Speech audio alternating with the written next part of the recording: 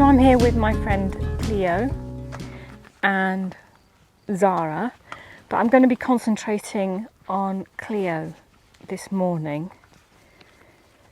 She is quite a complicated case. She has some issues that create quite a big no in her for the smallest request, the kindest request. We are looking at checking her testosterone levels because some of her behaviour is stallion-esque, and she might display that this morning on camera, which will be interesting for people to see, I think. So my first point, as always, is to greet her and connect with her. She has her eye on me while I'm stood here talking, which is nice. Even if it is an eye of suspicion, that's okay. There is some level of connection for her to want to be aware of me, to want to ask questions of why I'm here.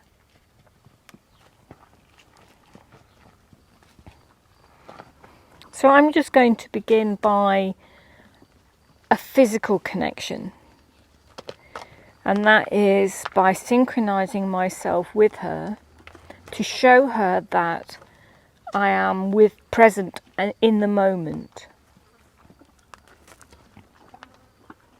I'm concentrating my energy on her, and it will be interesting to see how she engages with that. Does she come and engage with me in a positive way, or is she going to engage with me because I'm putting too much pressure on her and she's going to ask me to back out? Because that's also something that she has done in the past that we're working on. I want to spend this time letting her know that I see her, that I feel her, and that I am willing to wait for her.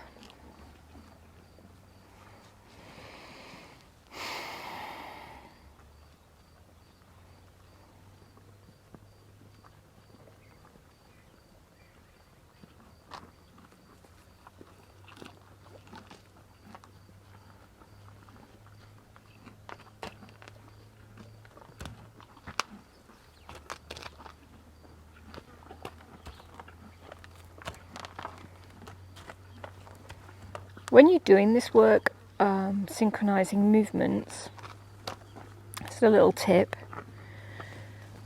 If you at all feel insecure, that you end up in the danger zone, take a step away.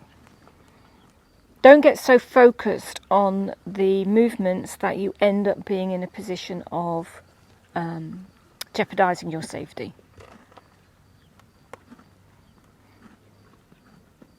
I don't feel threatened by being behind her, but if you have a horse that does communicate a lot with the hind end, who is hind end happy, as I like to say, don't put yourself in a position where you're jeopardizing your safety.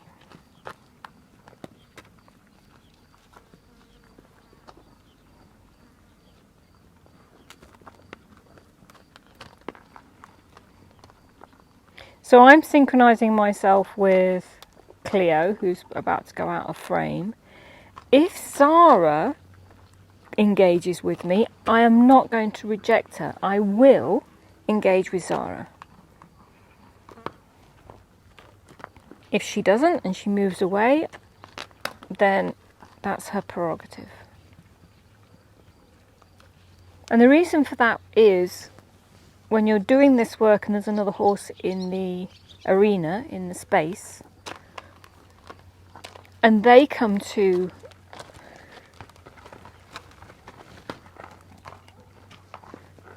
engage with you, by rejecting them, you're giving a signal to the horse that you're trying to connect with that actually engagement is not what you're looking for. And witnessing is very important, particularly with an anxious horse. They are going to witness the engagement I had have with Zara, if she chooses to, and sees the energy between us, and it may encourage her, it may not, but it may encourage her to engage as well.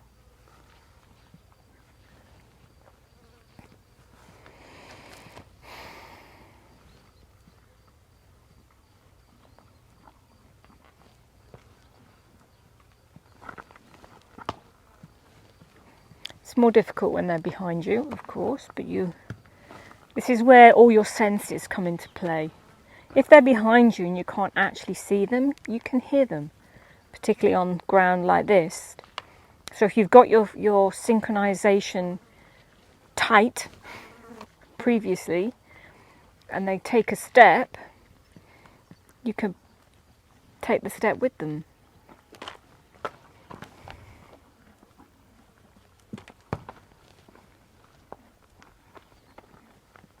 I'm not going to stop her picking up the little bits of food that she's playing with.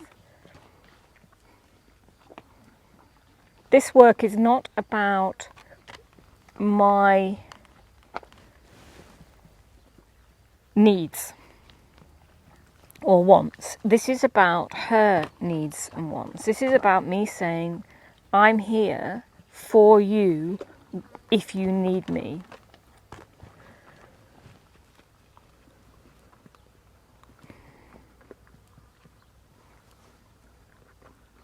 And just enjoy observing her.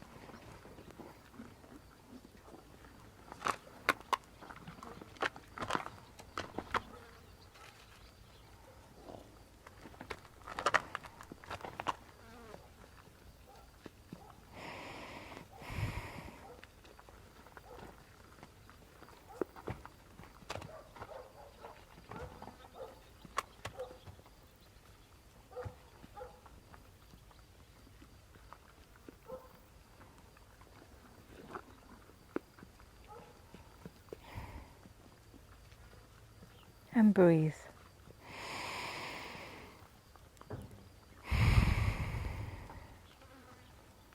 And as always, when I'm working on this activity,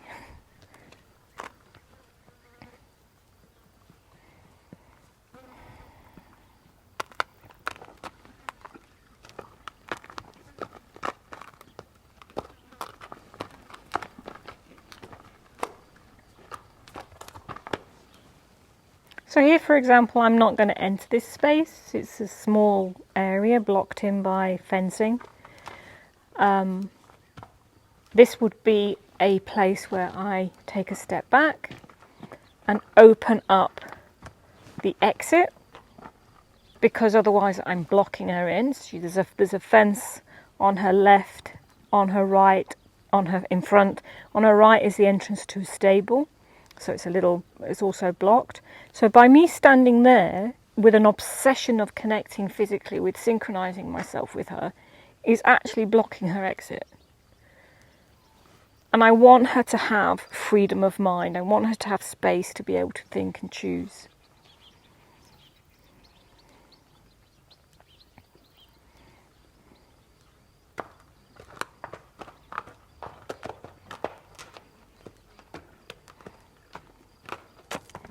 Hello. So that's our first engagement. She's just investigating me. And now I'm going to pick up the rhythm again. But if I had maintained my position there, I think she would have found it really claustrophobic and unable to turn and engage with me. But by removing myself and allowing her the exit, opening up a route for her, she was able to choose to come and engage with me.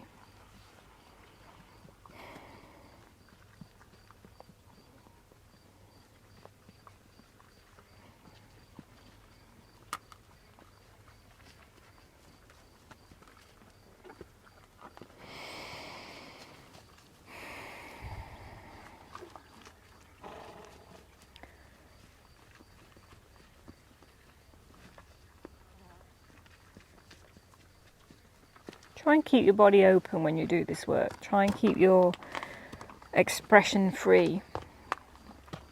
There's no point in holding yourself tight. Keep yourself open. Keep yourself breathing.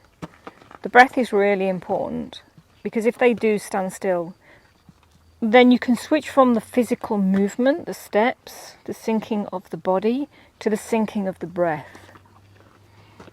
And look for their breathing. Once a step is taken, then you take the step and let that become the focus of your synchronization.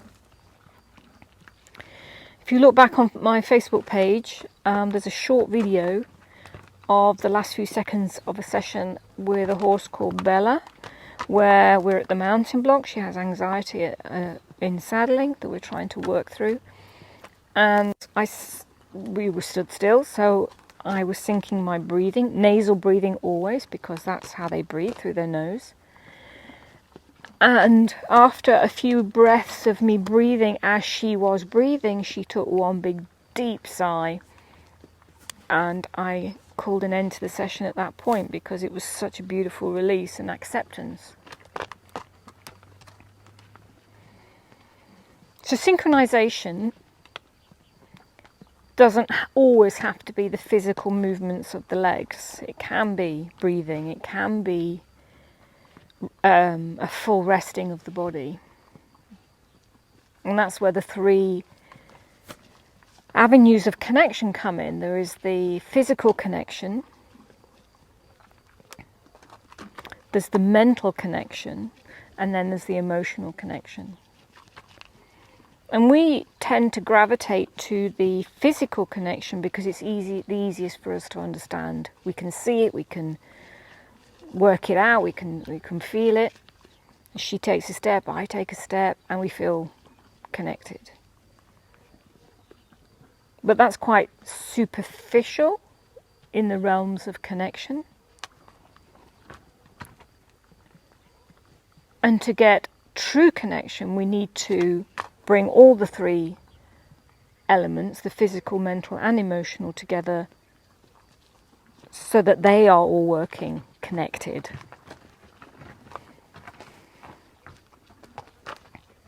And I taught more of this in the mini-series, the Connection to Confidence mini-series that I'm preparing now. And of course it is fundamental to both my Rewild program and the Horsesmith program.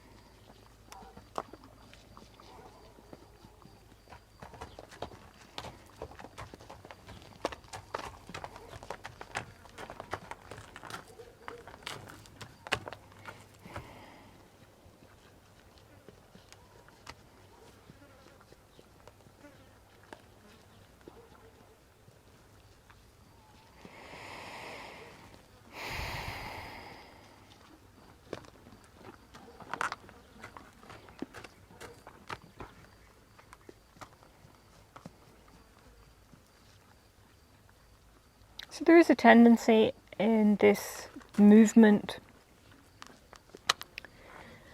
that we just get so obsessed by maintaining the same movement as them that we miss micro connections, micro engagements. She just did one then. When I took a deep breath, her right fore came towards me as she took a step.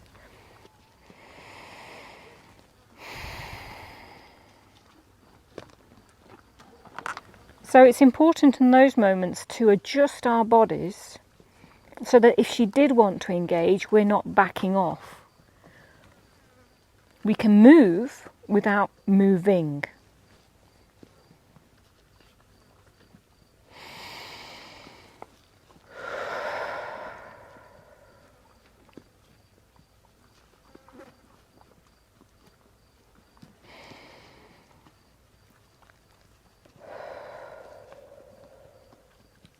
Again, I'm deep breathing. She is bringing her energy towards me. It's a micro engagement. Take it, celebrate it. Not all engagement has to be up in your face, stroking, touching, nuzzling.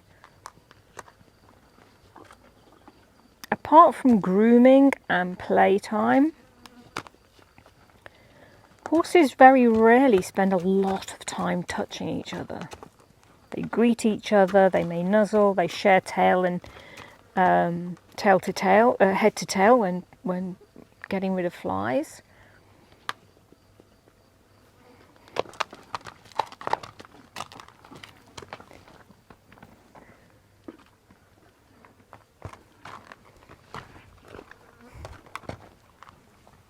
So I'm not sure if that was her telling me to back off because I didn't give her the space, or her wanting to engage me and I ended up with my back to her that she didn't appreciate.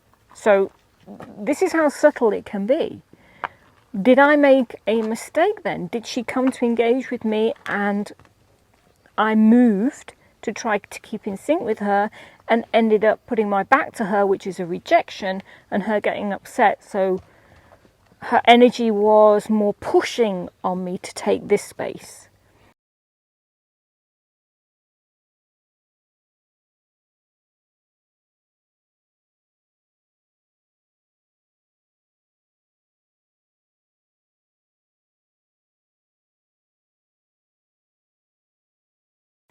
It's really subtle. It's really subtle. And I'm disappointed if that's the case because you don't want to get it wrong, but really happy that that was something that you're going to be able to see.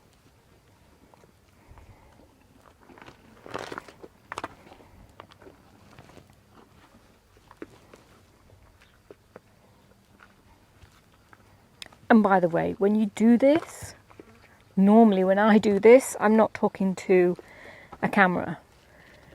All I'm doing is concentrating on my energy, connecting with her energy and breathing. So I'm just going to go silent for a moment or two and really just concentrate on the task in hand, which is our energies combining.